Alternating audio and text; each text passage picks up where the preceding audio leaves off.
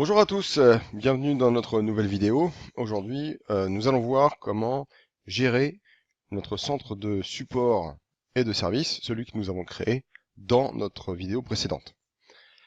Pour faire simple, nous allons utiliser le mode de démo. Donc nous allons utiliser le centre de support du mode démo en cliquant simplement sur tester le mode démo et en utilisant le profil employé avec des rôles d'administrateur du compte démo 1. On va cliquer sur le bouton, voilà. Donc nous arrivons sur la fenêtre que nous avions quittée lors de notre dernière vidéo. C'est la fenêtre sur laquelle nous arrivons quand nous avons créé notre centre de service. Donc en fait, il y a plusieurs éléments qui apparaissent. Il y a le fait que vous êtes autorisé à accéder au centre de support et de service.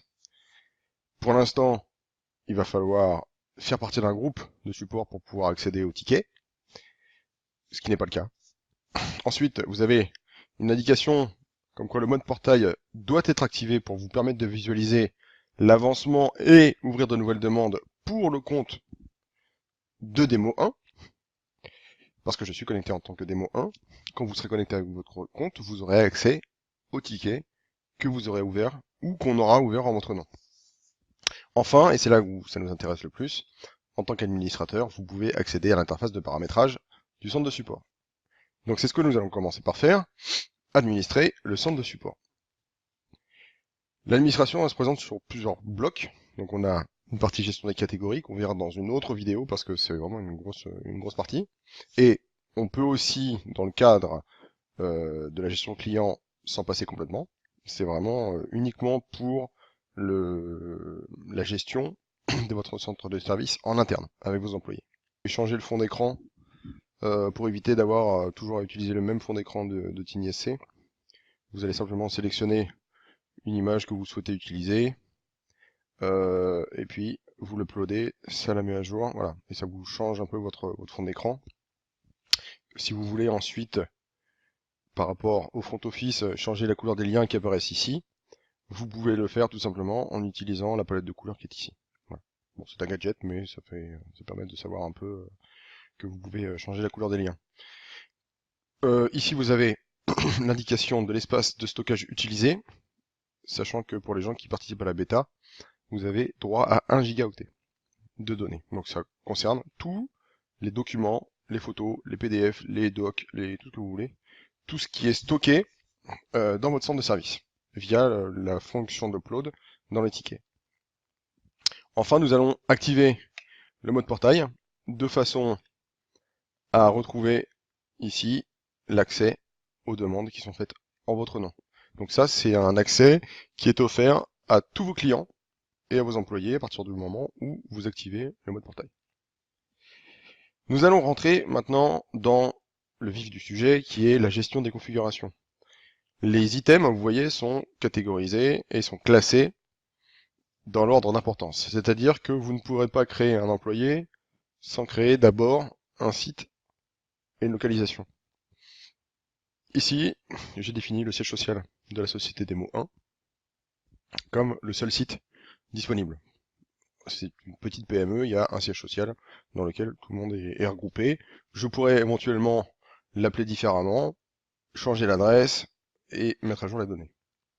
Mais pour l'instant, on va garder ça, ce siège social, avenue Noménil à Paris.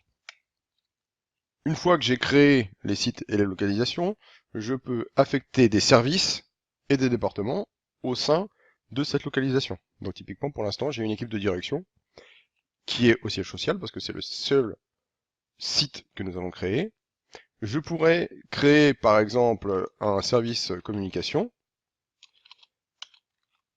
je vais y arriver, au siège, toujours au siège, hein, c'est le seul choix que j'ai, de façon à ce qu'il apparaisse ici. Je pourrais ensuite éventuellement modifier son nom si j'ai besoin.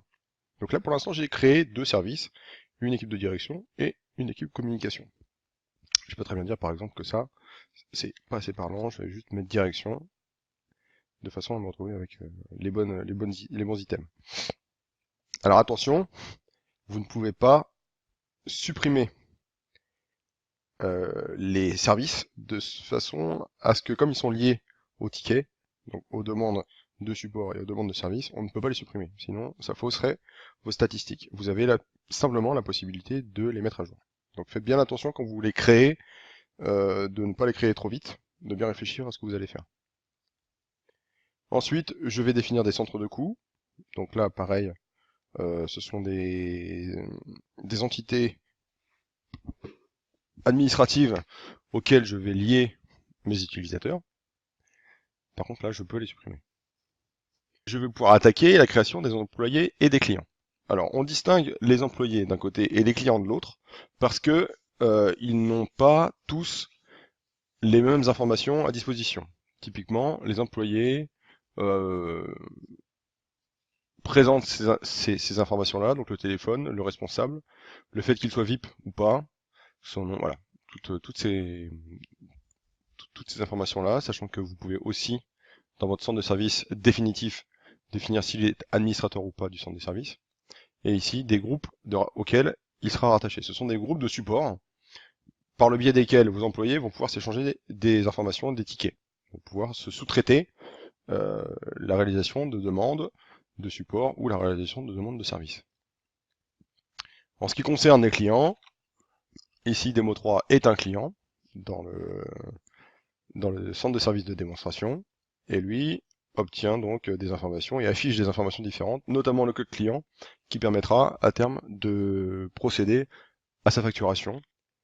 Voilà à peu près la façon dont nous pouvons gérer les employés. Lorsque vous serez en mode définitif, vous aurez un formulaire qui vous permettra de créer des employés ou des clients, et vous aurez la possibilité via un import de récupérer un fichier client avec 500, 1000 clients si vous avez besoin, de façon à les injecter directement dans le système. Ça n'est pas possible dans le mode de démo, de façon à ne pas fausser les stats. Les utilisateurs qui veulent utiliser le mode de démo doivent se contenter de ces 3 comptes-là, mais ça permet déjà de vous donner une bonne idée de ce qui est possible de faire. Nous vous invitons simplement à vous inscrire et à créer un centre de service de façon à voir de quelle façon on peut créer des employés et des clients. Vous pouvez créer des circuits de validation qui vont permettre, en fonction du type de demande de support ou de demande de service, de faire valider au préalable les demandes par tel ou tel, dans tel ou tel groupe. Par exemple, une demande d'ordinateur va devoir être validée par monsieur Truc, qui fait partie de tel groupe, parce que c'est un groupe qui valide. Les champs variables, ce sont des champs que vous allez pouvoir rajouter dans le template de base des demandes de service ou des demandes de support, sachant que vous allez pouvoir créer des champs pour les demandes de service ou pour les demandes de support. Vous avez la possibilité de créer des champs qui sont soit du texte, soit un nombre entier, soit une date. Auquel cas, quand vous sélectionnez un champ au format date, automatiquement celui-ci vous permet d'afficher un calendrier pour sélectionner une date. Donc ces champs-là, en fait, vous les retrouverez dans tous les tickets à partir du moment où vous les avez configurés. Pour accéder aux tickets, simplement, il faut s'assurer que je fais partie d'un groupe. Pour l'instant, ici, vous voyez que j'accède au centre de service démo. Mais je n'accède pas à un groupe, parce que je ne fais pas partie ni de ce groupe-là, ni de ce groupe-là. Donc je vais me rajouter dans le groupe de support, et automatiquement, je vais faire partie du groupe de support. Donc je suis dans le groupe de support.